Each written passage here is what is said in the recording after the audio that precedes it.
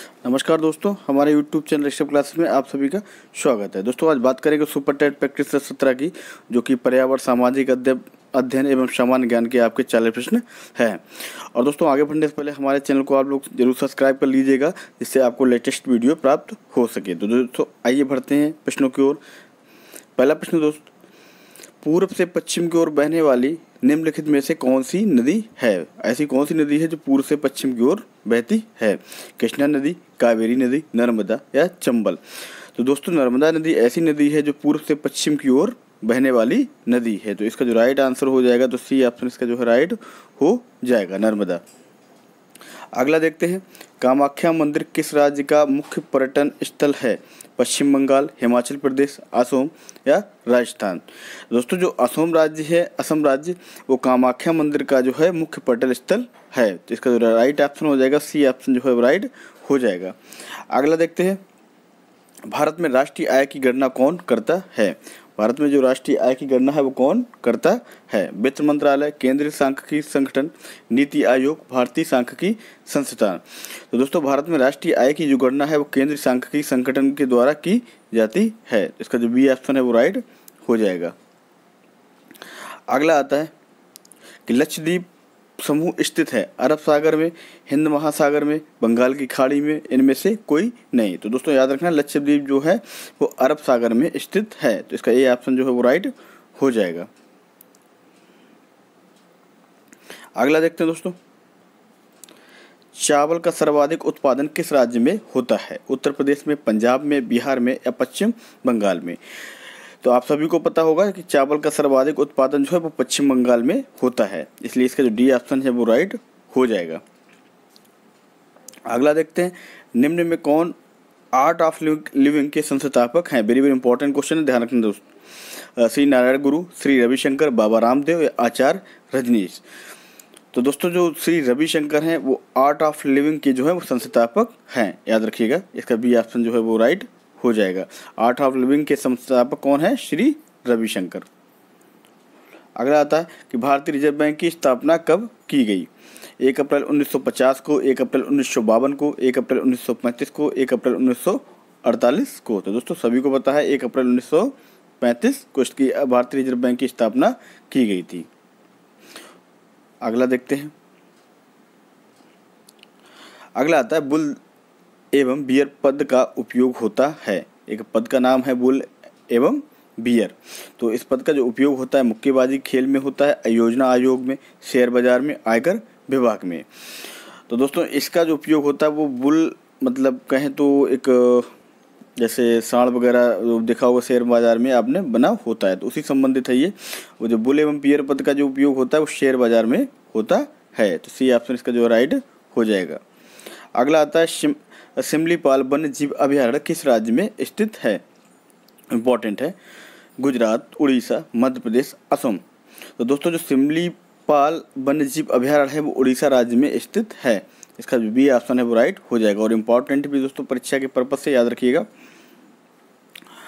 अगला, भारत सेवक समाज की स्थापना निम्नलिखित में से किसने की थी? इंपॉर्टेंट क्वेश्चन दोस्तों, भारतीय सेवक समाज की स्थापना जो है निम्नलिखित में से किसने की थी?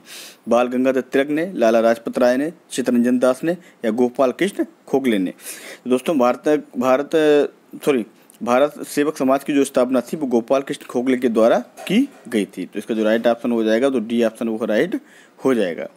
अगला देखते हैं, इनमें से कौन सा कंदमूल नहीं है? आलू, शकरकंद, मूली, गाजर? तो दोस्तों जो शकरकंद, मूली, गाजर है ये सभी कंदमूल है, और आलू है वो कंदमूल नहीं है, जबकि आलू एक तना है। तो इसका जो ए ऑप्शन है वो राइट हो जाएगा। अगला आता है, तृतीय पानीपत युद्ध कब लड़ा गया था? 1757 ईस्वी में, 1761 ईस्वी में, 1764 ईस्वी में, 1756 ईस्वी में? दोस्तों तृतीय पानीपत जो युद्ध लड़ा गया था वो 1761 ईस्वी में लड़ा गया था। तो इसका बी ऑप्शन जो है राइट हो जाएगा। अगला आता है, कराधान किसका अंग है? मौद्रिक नीति, राजकोषीय नीति, मूल्य नीति या श्रम नीति? तो दोस्तों कराधान जो है जैसे टैक्सेशन जो है राजकोषीय नीति से है, इसे संबंधित है, कहें तो इसका एक विभिन्न अंग है। तो इसका बी ऑप्शन है वो राइट हो जाएगा। अगला देखते हैं दोस्तों, अगला वेरी वेरी इंपॉर्टेंट है दोस्तों, ये 2018 में शिक्षक भर्ती में पूछा भी गया था। शबाना घास के मैदान कहाँ पर स्थित हैं? अफ्रीका में, यूरोप में, उत्तरी अमेरिका या दक्षिणी अमेरिका में? तो दोस्तों याद रखना, शबाना घास के जो मैदान हैं वो अफ्रीका में स्थित हैं। इसका ए ऑप्शन है वो राइट हो जाएगा। अगला देखते हैं, हमारी अर्थव्यवस्था में निम्न में कौन सा केंद्रीय बैंक का कार्य नहीं है? हमारी जो अर्थव्यवस्था है उसमें केंद्रीय बैंक का कार्य नहीं है, इन्होंने ये पूछा है।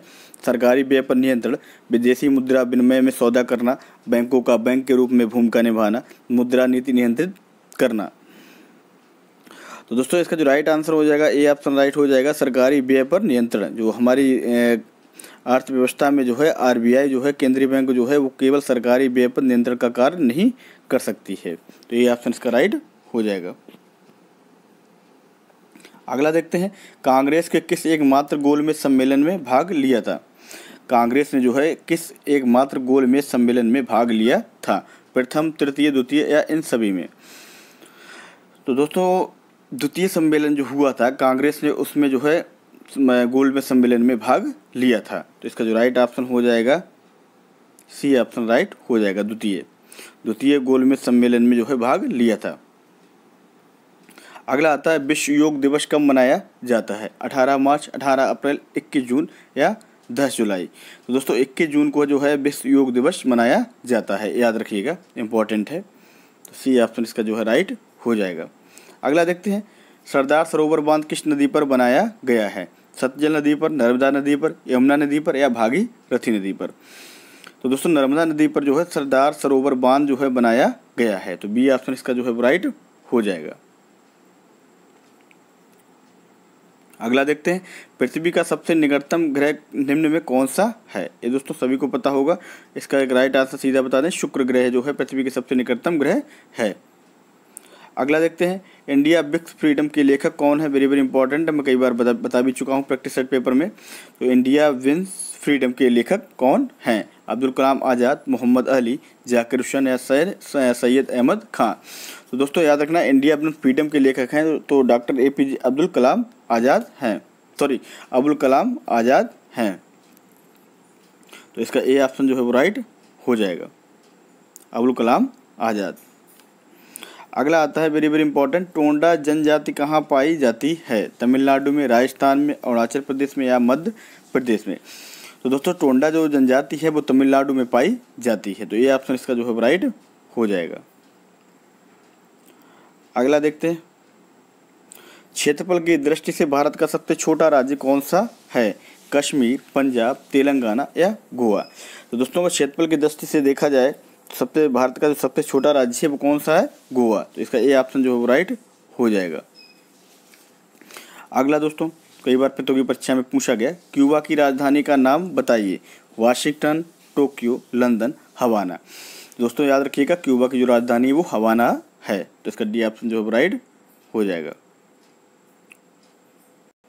अगला देखते हैं दोस्तों, उत्तर प्रदेश में जिला स्तर पर विकास कार्यक्रमों को क्रियान्वित करती है। जिला अनुच्छेद समिति, जिला ग्राम्य विकास अभिकरण, जिला नियोजन अभिकरण, उपयुक्त में से कोई नहीं?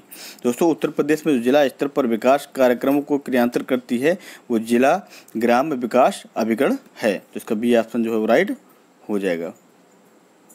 अगला देखते हैं, भारत छोड़ो आंदोलन के समय उत्तर प्रदेश के किस जिले में समांतर सरकार की स्थापना की गई थी?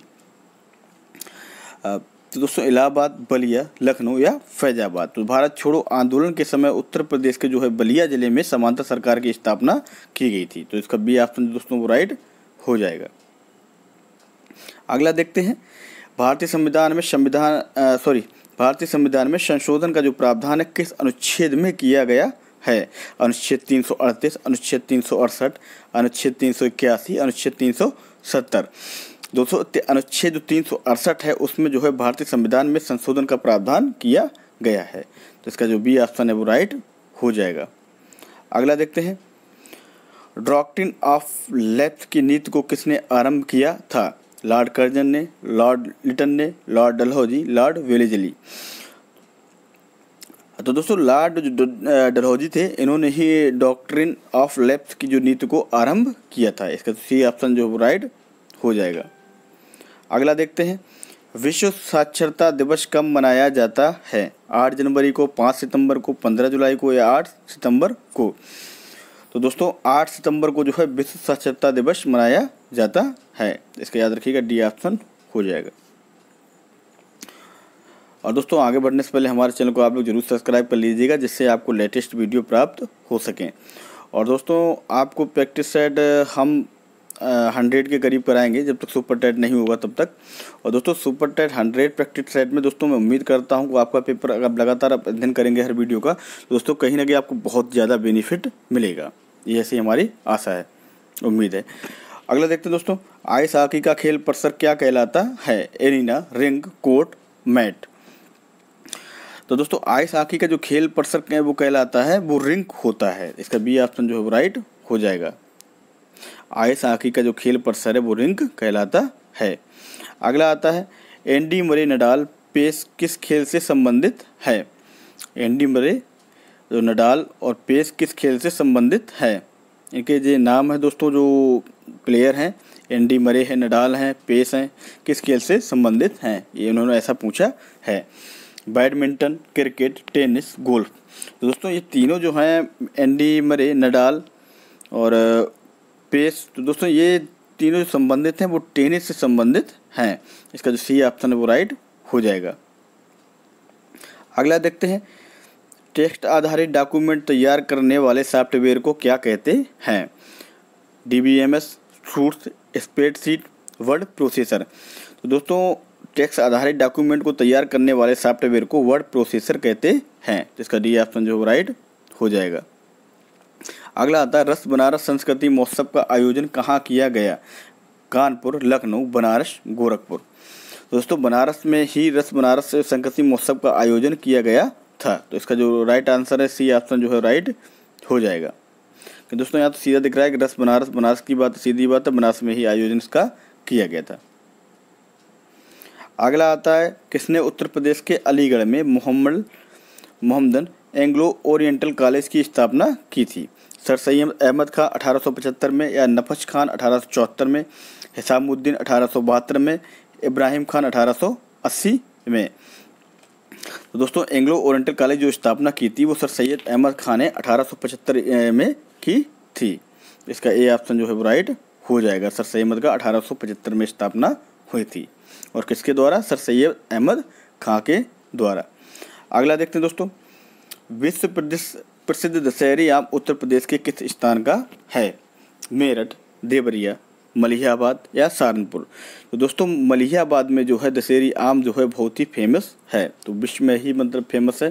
तो इसका जो राइट आंसर है वो सी ऑप्शन राइट हो जाएगा, मलिहाबाद। अगला आता है, सूरदास का जन्म उत्तर प्रदेश में कहाँ पर हुआ था? बरन, बुलंदशहर या सीही, मथुरा, राजापुर, चित्रकूट या इनमें से कोई नहीं? तो दोस्तों सूरदास का जो जन्म हुआ था वो मथुरा में हुआ था। मथुरा के कौन से नामक स्थान? सीही नामक स्थान पर हुआ था। इसका जो बी ऑप्शन है वो राइट हो जाएगा। अगला देखते हैं, चंद्रशेखर आज़ाद उत्तर प्रदेश में कहाँ शहीद हुए थे? Very very important. मेरठ में, सहारनपुर में, कानपुर में या प्रयागराज में? तो दोस्तों आप लोग इसका कमेंट बॉक्स में आंसर बताइएगा। उम्मीद करते हैं कि आप लोग इसका सही ऑप्शन बताएंगे, और नहीं अगर आप लोग कर पाते हैं दोस्तों तो मैं कमेंट बॉक्स के माध्यम से बता दूंगा।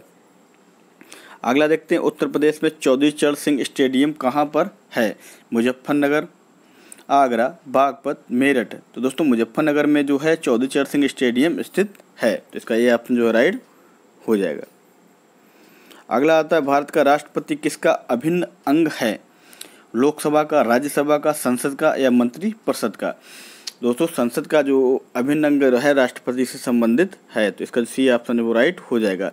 भारत का जो राष्ट्रपति है संसद का एक अभिन्न अंग है। अगला देखते हैं, यदि आय बढ़ने के साथ कर की दर भी बढ़ती है तो उसे क्या कहते हैं? तो दोस्तों आय बढ़ने के साथ अगर कर की भी दर अगर बढ़ती है तो उसे क्या कहते हैं? प्रगतिशील कर या अनुपातिक कर या प्रतिगामी कर या एक मुश्त कर? तो दोस्तों आय बढ़ने के साथ जब कर की दर भी बढ़ जाती है तो उसे कहते हैं प्रगतिशील कर। याद रखिएगा, ये ऑप्शन इसका जो राइट हो जाएगा। अगला वेरी वेरी इंपॉर्टेंट, दक्षिणी आल्प्स पर्वतमाला कहाँ स्थित है? न्यूजीलैंड में, अंटार्कटिका में, दक्षिण अफ्रीका में, ऑस्ट्रेलिया में। तो दोस्तों न्यूजीलैंड में जो है दक्षिणी आल्प्स पर्वतमाला स्थित है, तो इसका ये ऑप्शन राइट हो जाएगा। तो दोस्तों आज के लिए इतना ही। ये तो 40 प्रश्न दोस्तों। अगले नेक्स्ट डे पर दोस्तों अगला प्रैक्टिस सेट हम लेकर आएंगे। तो आज के लिए दोस्तों इतना ही। धन्यवाद।